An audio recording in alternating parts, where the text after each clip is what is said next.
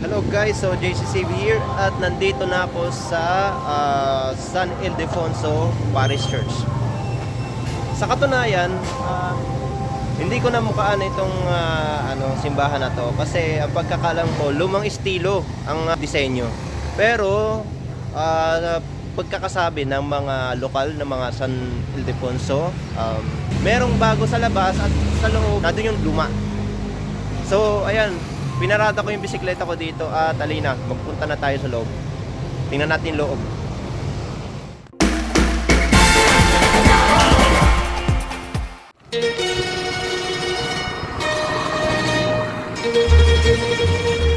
Ang bayan ng San Ildefonso, Bulacan ay dating sakop at sa pagitan ng bayan ng San Rafael at San Miguel, Bulacan. Bago pa masakop ng mga Espanyol ang Pilipinas, ang unang pangalan ng San Ildefonso ay bulak na mula sa pangalan ng puno ng kapok na laganap sa lugar. Noong masakop ng Espanyol ang Bulacan, binago na nito ang pangalan na ng lugar na nooy Bulak at ginawang Hacienda de Buenavista na nooy pangalan din ng bayan ng San Rafael. Unang humiwalay ang San Ildefonso na nooy pangalan ay Hacienda de Buenavista sa San Miguel de Mayumo, Bulacan noong ito ay magkaroon ng pondo taong 1,903 hanggang 1,906. Ang parokya ng San Ildefonso ay naitatag sa ilang sandali matapos ang bayan ay naitinatag noong 1885. Ang pagtatayo ng simbahan at kumbentong ito ay nagsimula noong 1671, ngunit dahil sa ilang mga problema sa ekonomiya na naranasan noong 1734, hindi ito natapos. Ang simbahan at kumbento ay natapos taong 1877. Ang unang nagtatag ng San Ildefonso ay isang paring Pilipino na nagsilbi taong 1800 hanggang 1911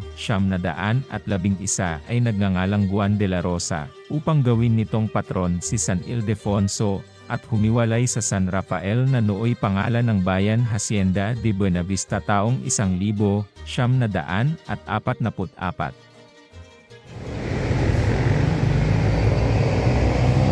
Ito guys, so ito yung sinasabi kong bago.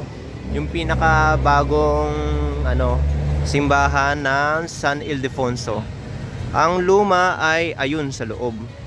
Pero teka lang. Kasi sa katunayan sige. Safe naman yung bisikleta ko dito. Punta tayo doon. Sa tingin ko nag-umpisa ng misa. Ayan. Nag-umpisa na siguro yung misa. Tungo na lang tayo dun sa pinaka front ng simbahan. Ayun, pagka nagsimba kayo dito, merong parking space dito sa parking to. Tabi ng San Ildefonso Parish Hall. Ayan, ito yung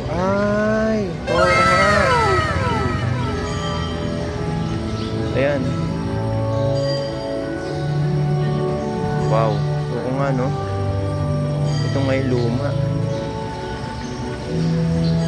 Oh, kita ko na.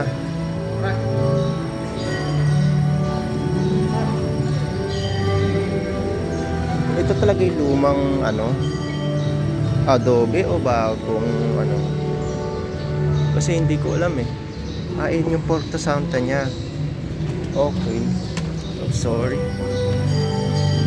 Okay, sa aking pagkakita dito sa simbahan ng San Ildefonso, parang parang hindi siya yung sinaunang simbahan. Sabihin na nating nasa lang siya. Nasa taong 1990,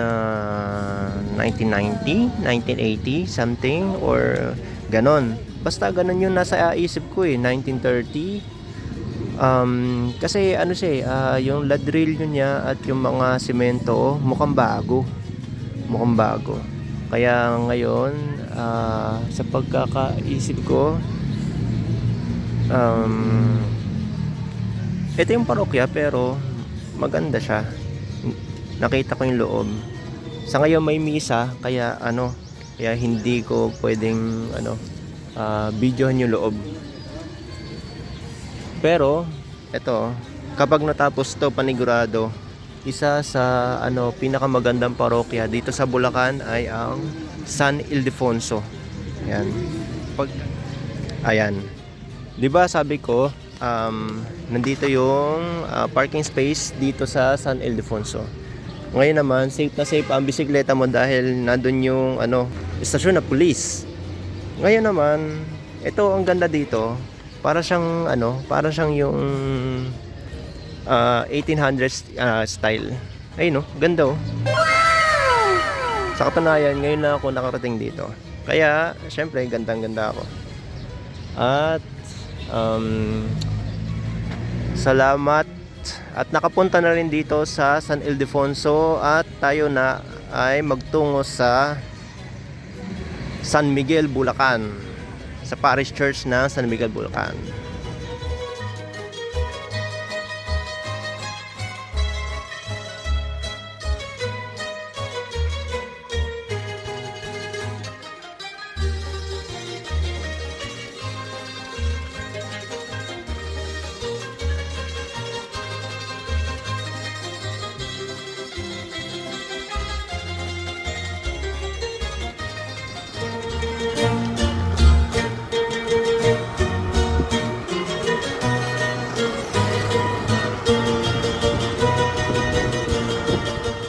Bago masakop ng Espanyol ang Pilipinas, ang unang pangalan ng San Miguel, Bulacan ay Mayumo, na hango sa wikang Kapampangan na ang ibig sabihin ay matamis. Matapos masakop ng Espanyol ang Bulacan, itinatag ng mga Paring Agustino sa patronato ni San Miguel Arcangel bilang bisita ng Candaba, Pampanga taong 1607. Naging bisita din ito ng Gapan at Makabebe taong 1726 hanggang 1872. Sinimulang itinayo ang kasalukuyang simbahang yari sa bato at ladrilyo sa panunungkulan ni Padre Juan Manuel Tombo taong 1848 at natapos sa panahon ni Padre Francisco Ariola taong 1869.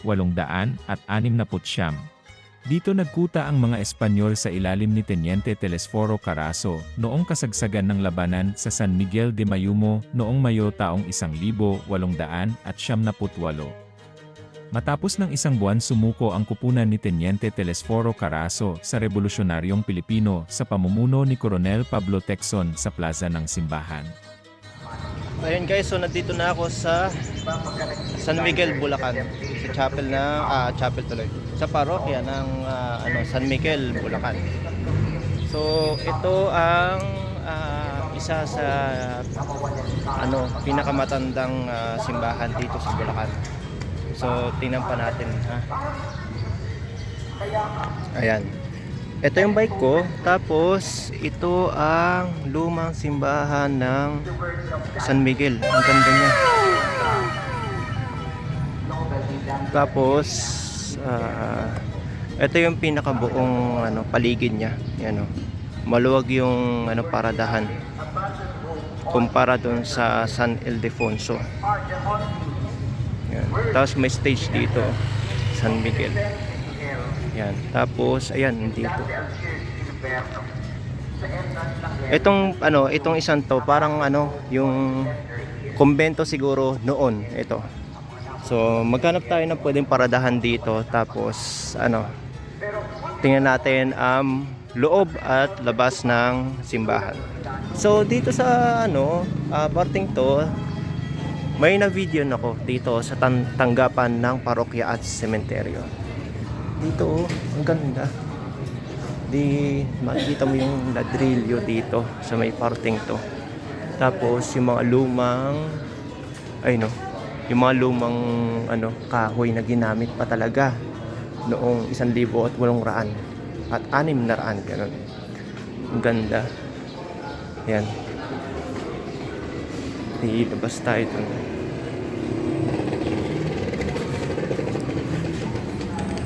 Nagutom ako eh. Meron ako nakitang burgeran dito eh. So nandito, yun nga, pinarada yung bike ko dyan sa may parking dyan. Sana nando pa. Yun, nandito pa.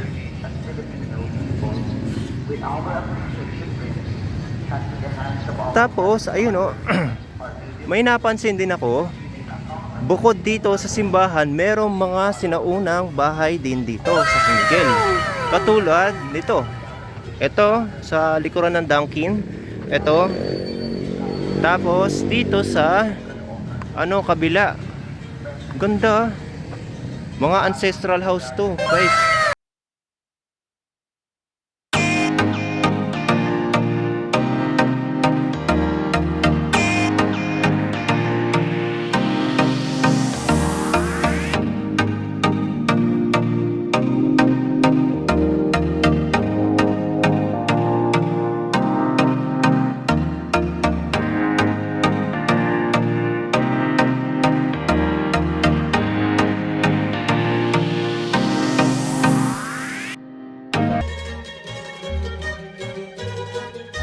Okay guys, so napahinto ako dito sa highway at nagulat ako. Ito nandito yung ayan, yung bahay na pula. Hindi pala ako kita, yung bahay na pula. So ito yung makasaysayang bahay na pula na pinagkutaan ng mga Hapones noong pangalawang digmaang pangdaigdig. So ayun tingnan natin. Ayan, paumanhin po sa mga mga gagambala ko. Hindi ako papasok, literal na papasok, pero ayan, marami nang nag-shooting dito sa bahay na pula. So ngayon nakita ko sa katunayan, guys, ang ganda niya. Marami lang hindi magandang nakaraan ang bahay na to. So, salamat sa ito na yung pinakahuling video ko at pauwi na ako ng Pande. So, salamat sa panonood at God bless, ha.